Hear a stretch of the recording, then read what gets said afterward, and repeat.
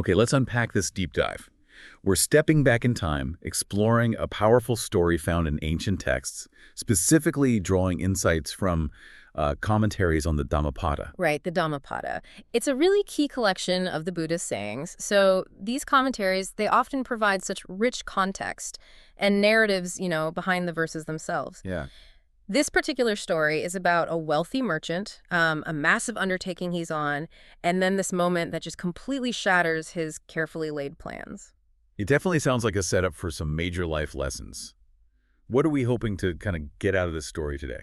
Well, our mission, I think, is to really extract the core lessons here. What does this narrative tell us about our own relationship with time, how we make plans, and maybe what happens when we're forced to confront life's, inherent uncertainty? It's a story that can offer some, surprising perspective shifts, I find. Absolutely. So let's set the scene then. Where does our story begin? Okay, so we start in ancient Varanasi, a city known for its bustling trade, right? Yeah. The main character is a wealthy merchant from there. He's clearly a man of significant means and ambition, too. The source tells us he had 500 cartloads. 500. Yeah, 500. Filled with valuable safflower-dyed cloth. Wow. That's not just wealthy. That's, industrial scale for back then. He was heading somewhere specific with all that cloth. Yes, his destination for this big trade expedition was Savatthi. So he travels this, considerable distance and eventually arrives at a riverbank just outside Savatthi. Okay. His immediate plan is pretty simple. Cross the river the very next day, get on with his business. He unhitches his carts, settles in for the night right there. Standard travel plans. Seems straightforward enough. Get there, cross over, start trading. But I guess the universe, or maybe just the weather, had other ideas. That's exactly what happens. The sources describe a sudden, pretty dramatic change overnight. A great cloud rises up and it just pours down rain. Heavily. A serious storm then. And the consequence. For the river, I mean. The river swells dramatically. It becomes completely full, and crucially, it remains uncrossable. Oh, dear. And not just for a day, but for a full 7 days. Okay, so he's properly stuck. And what's happening on the other side of the river, in Savatthi itself, during these 7 days? Well, to compound his bad timing, the people in Savatthi are celebrating a festival. Oh, of course. And guess how long the festival lasts? Let me guess. 7 days. You got it. Exactly. So his arrival perfectly coincides with both the river being impossible to cross and the city being completely preoccupied with festivities. So his valuable cloth. His valuable cloth, intended for immediate trade, basically isn't needed at all right then. Bad timing all around. What a frustrating situation. He's come all this way, huge investment in the goods, the journey, everything, and he's completely stalled. Yeah, it presents him with a real dilemma. The merchant thinks about turning back, but as the source puts it, he feels he's come too far to turn back. If I were to return, it would be troublesome, Understandable. All that effort makes retreat feel, unacceptable. Right, so he recalculates. If he can't cross now, and the market's basically shut down by the festival, what's his new strategy? This is where his ambition, or maybe his long-term thinking, really shows. He pivots. He goes from a day-by-day plan to this massive long-term one. He decides, fine, I'll stay right here. Right here at the riverbank. Yeah, right at the riverbank. He thinks, I'll stay for the entire year. A whole year? Seriously? Yeah, it's the entire year. He plans to just ride out the rainy season, then the winter, then the summer, conducting his business and selling his cloth over that whole extended period. Wow. It's a complete shift in his planning horizon, isn't it? From just thinking about tomorrow to mapping out the next 12 months. That's a huge mental leap, from crossing a river tomorrow to setting up shop by the bank for a year. Wow. It is. And it's right at this moment, as the merchant is sort of solidifying this year-long plan in his head, that the story takes a profound turn. Because the Buddha is in Savatthi at this time. Right, just going about his daily activities. And the Buddha had this unique kind of awareness, didn't he?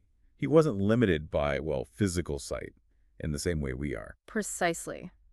The sources state that the Buddha knew the merchant's thoughts. Specifically, this detailed year-long plan he had just made. He knew the plan. Yes. Yeah. Knowing this, the Buddha smiled. Smile. That feels like such a, gentle reaction to someone's ambitious business plans. Why would the Buddha smile at that?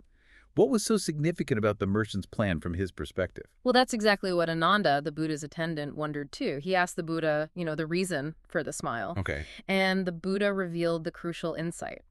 The merchant had made plans for the entire year, completely unaware of a very significant danger, a danger to his own life. Danger. What kind of danger could the Buddha see that the merchant couldn't, sitting there with his, 500 carts? That's the critical question Ananda then asks, what danger? Right.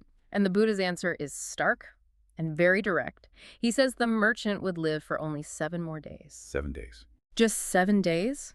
He would be established, the text says, at the mouth of death. Wow. Not a year, not through the seasons, just Yeah. 7 days left. That completely reframes everything, doesn't it? The merchant situation, his planning, all of it. It really highlights the absolute unpredictability that the merchant was completely oblivious to, just totally unaware. Mm-hmm. And it was after revealing this insight, this fact about the merchant's fate, that the Buddha spoke the first of the 2 key verses related to this story. In this first verse, it speaks directly to that urgency, that uncertainty the merchant was missing. It does. It's a really powerful call to action, actually. The meaning is essentially actions that require effort, important things, do them today. Right now. Yes, don't put them off. Do it now. Because, as the verse starkly asks, who can truly know if death will come tomorrow? You just don't know. It emphasizes that there's no bargaining, there's no delaying, no way to put off death, which is described using this really vivid image of having a great army. You can't negotiate with death's army. That's a memorable way to put it, the finality of it all. Exactly. And the verse concludes by saying that a sage, a truly wise person, calls someone who lives like this, striving tirelessly day and night with this awareness of uncertainty, they call that person, one with a fortunate single night. A fortunate single night. It's about appreciating and really making the most of the present moment because, well, that's all we ever truly have a guarantee of, isn't it? Living each day as if it could be that one fortunate night. That's profound. Yeah. So Ananda hears this incredible prediction about the merchant's 7 days. What's his immediate reaction? He asks the Buddha, quite naturally, if he should go and tell the merchant this news. Makes sense. And the Buddha gives permission. Yes. Go ahead, Ananda, the Buddha says. So Ananda goes. He's walking on his alms round, right? Yeah. The daily tradition for monks. That's right, going place to place to receive food offerings. And he finds the merchant there by his cart. Yes. And the merchant, seeing Ananda, offers him the traditional hospitality. He receives him, honors Ananda with food. It's this quiet, normal moment, really, before this extraordinary message gets delivered.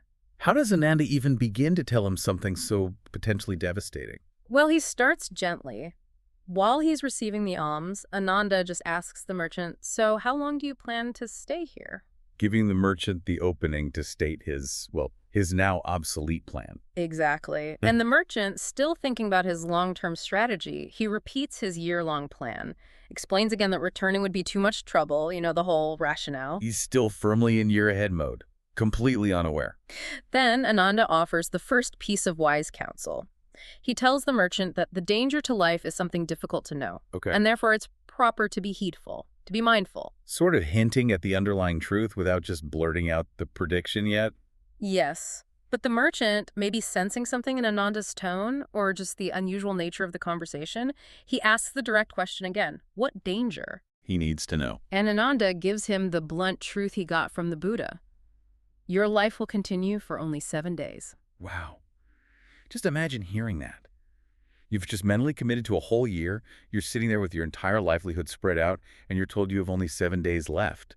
How did the merchant react, like in that very moment? The source describes his immediate reaction quite powerfully. It says his mind became stirred, or maybe agitated. The Pali word is savagananaso. It implies this deep shaking, a stirring of the mind, a sense of urgency, maybe fear, shock. That's a completely understandable reaction, isn't it? His entire reality just got flipped upside down. Completely. But what's remarkable is what he did with that stirred mind. It didn't lead to paralysis or just despair. Right. Based on Ananda's message, that stirring, it prompted decisive action.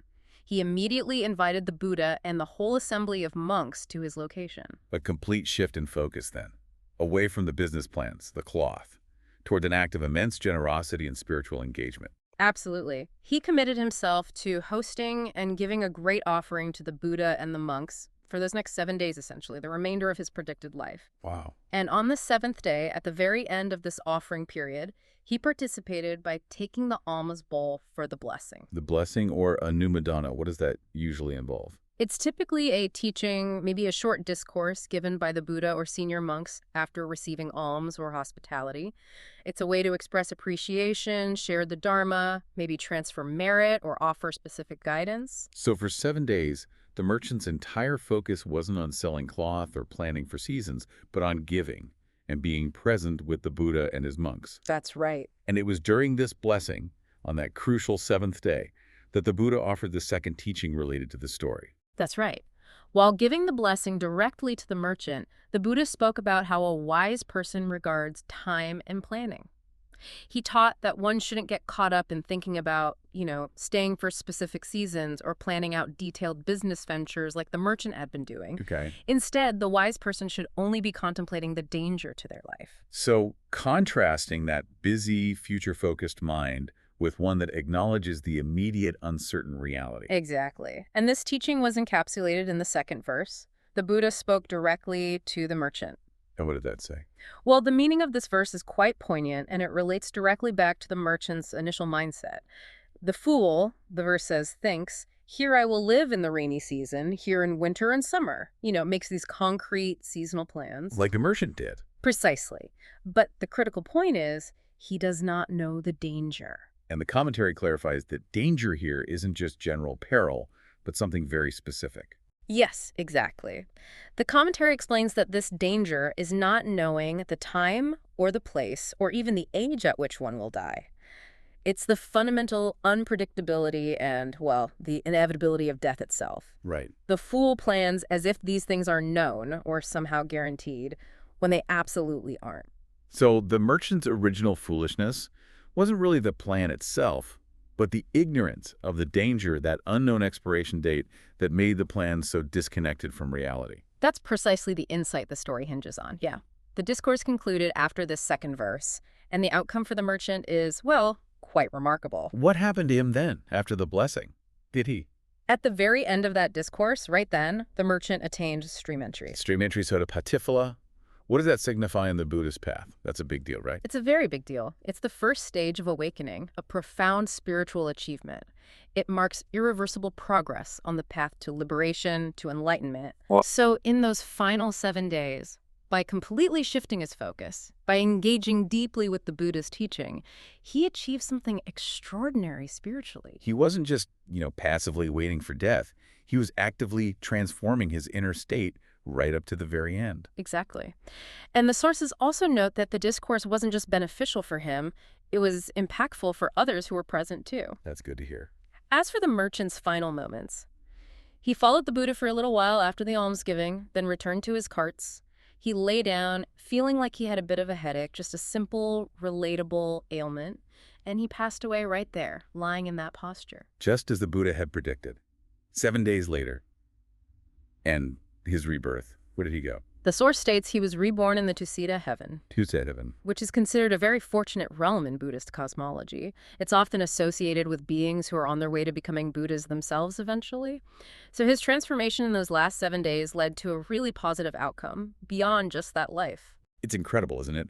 How facing imminent death wasn't a cause for despair and just ending things, but it became the actual catalyst for profound positive change and future well-being. It completely turns the conventional idea of bad news on its head, doesn't it?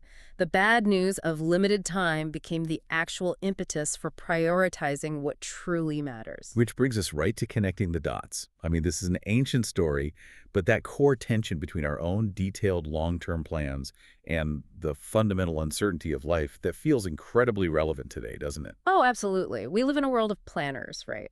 Project plans, financial plans, career paths, retirement goals. Yeah, 5-year plans. Exactly. We make these extensive blueprints for the future, often without truly internalizing the fact that, just like the merchant, we don't actually know the day or the hour our time will run out. We plan as if tomorrow is guaranteed, as if death is something that happens, later, maybe to other people, not as this ever-present potential for ourselves. And the merchant's story just fundamentally challenges that assumption. His initial, really extensive business planning is contrasted so sharply with the reality of having just 7 days left. Right. His transformation, it isn't really about abandoning all thought for the future, I don't think. It's more about recognizing the danger, that uncertainty, and letting that awareness inform his priorities in the present moment. So it wasn't the length of the plan that was the problem necessarily, it was the lack of awareness of the time limit. And once Wow. he knew the limit, his priorities just shifted dramatically. Precisely. He prioritized generosity, spiritual engagement, being present with the source of wisdom, the Buddha, over, accumulating more wealth or executing his business strategy. Yeah. And that shift, made right there in the face of his limited time, is what led to his spiritual progress and that fortunate rebirth. The core lesson really is about heedfulness, isn't it? Living with an awareness of life's fragility, which actually helps us focus on what truly holds value in the face of that uncertainty. Because the future, beyond this very moment, is never actually guaranteed. It just grounds our focus, I think. Instead of getting lost on hypothetical scenarios years down the line, it brings attention right back to what we are doing and maybe who we are being right now. So what does this all mean for you listening to this? This deep dive into the story of the wealthy merchant offers such a powerful mirror, I think, to our own lives. He had a plan for a year, but reality offered him only 7 days. Mm-hmm. Yet his response to that stark reality wasn't defeat. It was a transformation that actually changed his fate. It raises a pretty important question for all of us, really. If you were to truly embrace the radical uncertainty of tomorrow, how might it change what you choose to prioritize and do today? Something to mull over.